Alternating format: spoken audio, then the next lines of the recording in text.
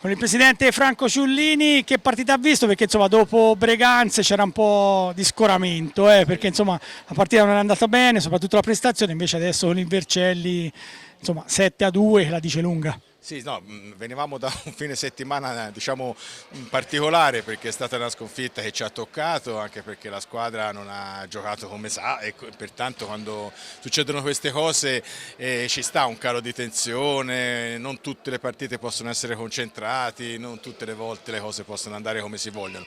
Per quanto riguarda stasera era un'altra partita difficile perché Vercelli poi, a parte dalle problematiche che ha, è comunque una squadra che ha buoni giocatori, un grande allenatore e di conseguenza comunque ti mette in difficoltà.